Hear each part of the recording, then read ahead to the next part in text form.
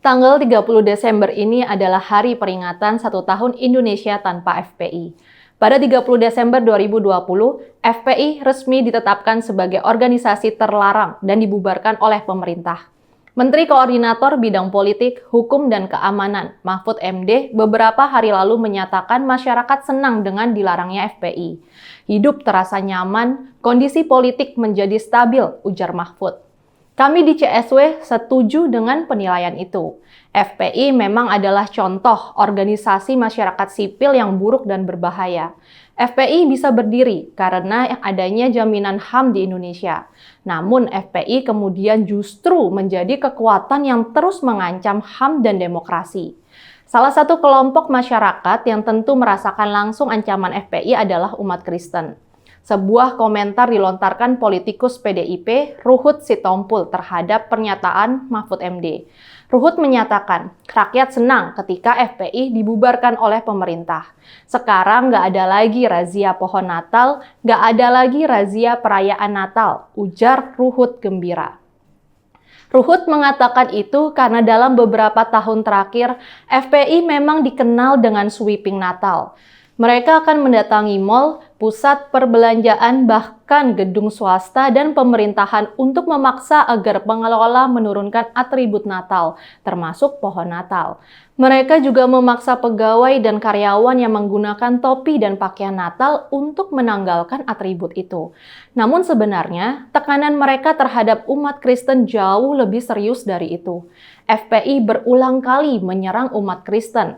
Mereka melarang umat Kristen beribadah, melakukan kebaktian, melakukan perayaan hari raya. FPI menutup paksa dan menyegel gereja. FPI membongkar taman kanak-kanak Kristen. Mereka memaksa agar sekolah Kristen ditutup atas alasan kristenisasi. Dan bukan hanya umat Kristen yang menjadi korban. Sejak lahir pada 17 Agustus 98, Front Pembela Islam sebenarnya mengaku melakukan aksi amar ma'ruf nahi mungkar. Itu artinya mengajak kebaikan melawan kemungkaran. Namun masalahnya, FPI menganggap diri mereka berhak untuk mendefinisikan sendiri apa itu kemungkaran. Dan mereka merasa berhak untuk menghabisi kalangan yang mereka anggap mungkar. Mereka ingin Indonesia menjalankan syariah sesuai dengan penafsiran mereka, dan semua pihak yang tidak sejalan dan menolak syariat akan mereka hantam secara fisik. Akibatnya, sejak kelahirannya, FPI bisa dilihat sebagai organisasi preman dengan spesialisasi sweeping. Mereka merasa diri mereka lebih tinggi dari aparat hukum dan aparat keamanan. Mereka bisa saja datang dan mengobrak-abrik tempat hiburan yang mereka tuduh sebagai pusat kemaksiatan. Ini termasuk kafe, diskotik, tempat biliar, atau sekedar tempat makan yang buka pada malam hari. Mereka juga merasa berhak memaksa tutup warung-warung makanan kecil yang masih melayani pembeli di siang hari di bulan Ramadan. Dalam penggerudukan, mereka biasa membawa senjata tajam dan melakukan aksi kekerasan. FPI juga sering menyerang kelompok masyarakat sipil yang menyelenggarakan kegiatan atau acara yang tidak sejalan dengan keyakinan FPI. Ratusan anggota FPI pernah menyerang kantor Komisi Nasional Hak Asasi Manusia hanya karena mereka memprotes laporan yang dikeluarkan oleh komisi tersebut perihal peristiwa Tanjung Priok tahun 84. Ratusan anggota FPI pernah juga menyerang kelompok bernama Partai Persatuan Pembebasan Nasional yang sebagian besar anggotanya adalah perempuan. FPI menuduh Papernas memiliki paham komunisme. Mereka menyerang acara diskusi, pelatihan, atau seminar tentang LGBT. FPI pernah mengusir mantan Presiden Abdurrahman Wahid dari Forum Dialog Lintas Etnis dan Agama di Purwakarta, Jawa Barat. FPI pernah membubarkan secara paksa acara sosialisasi kesehatan gratis yang dilakukan anggota Komisi 9 DPR di Banyuwangi, hanya karena mereka menganggap dalam acara itu ada anggota ex-PKI. FPI pernah membubarkan seminar korban 1965 di Solo. Bahkan salah satu yang paling sering dibicarakan adalah ketika ratusan anggota FPI menyerang puluhan anggota aliansi kebangsaan, untuk kebebasan beragama dan berkeyakinan di Monas, Jakarta. Sebagian besar anggota AKKBB adalah ibu-ibu yang membawa anak mereka. Mereka bertemu untuk Ahmadiyah. Namun tanpa rasa kasihan, FPI menyerbu dan memukuli anggota AKKBB dan merusak mobil-mobil yang diparkir di sana. FPI juga pernah bentrok dengan warga Pamekasan, Madura. Korban mencapai 10 orang, termasuk ibu-ibu dan anak-anak di bawah umur. FPI juga bisa menyerang media massa yang dianggap membawa konten yang tidak sesuai dengan keinginan FPI. Mereka pernah menggeruduk SCTV hanya karena SCTV menayangkan telenovela Esmeralda yang di dalamnya ada tokoh antagonis bernama Fatimah. Mereka marah karena nama Fatimah adalah nama putri Nabi Muhammad. Masa FPI menggeruduk kantor SCTV dan mendesak stasiun televisi itu membatalkan penayangan film berjudul Tanda Tanya.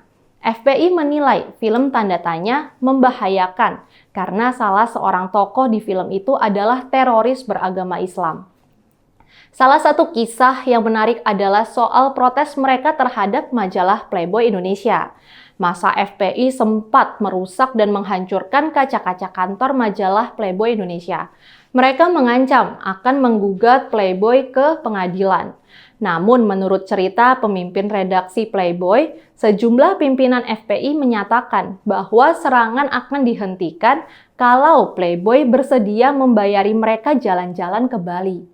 Di Bali, mereka bahkan meminta Playboy untuk menyediakan teman kencan perempuan asing. Lucunya, pada saat yang sama, FPI suka menggerebek apa yang mereka sebut sebagai tempat maksiat dan pelacuran. Mereka juga sangat membenci kelompok Ahmadiyah. Mereka menyerang permukiman, kampus, tempat ibadah, kelompok Ahmadiyah.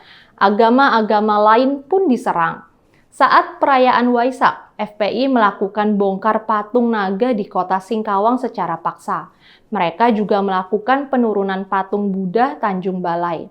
Masa FPI Makassar juga merusak kelenteng Sianma, kelenteng Kuan Kong, dan kelenteng Ibu Agung Bahari. Mereka membongkar patung Tiga Mojang di Bekasi. Di masa kejayaannya, FPI nampak tak menghormati pemerintah. FPI pernah melempari gedung Kemendagri dengan batu dan telur busuk. FPI pernah bentrok dengan polisi dan merusak kantor polisi. Di era SBY, juru bicara FPI, Munarman bahkan mengancam akan menggulingkan pemerintahan SBY jika berani membubarkan FPI. Sekarang, di era Presiden Jokowi, FPI pun dibubarkan. Dan benar kata Mahfud MD, tanpa FPI, hidup terasa nyaman dan damai. Saya, Rizka Putri, undur diri. We wish you a Merry Christmas. We wish you a Merry Christmas. We wish you a Merry Christmas and a Happy New Year. Selamat Hari Natal Dan Tahun Baru 2022. Merry Christmas. Selamat Hari Happy Natal New Year. dan Tahun Baru. Semoga kasih dan damai Natal mengakhiri tahun 2021 dengan keceriaan dan membuka jalan untuk tahun 2022 yang lebih cerah dan gemilang. Selamat merayakan Natal dan Tahun Baru 2022.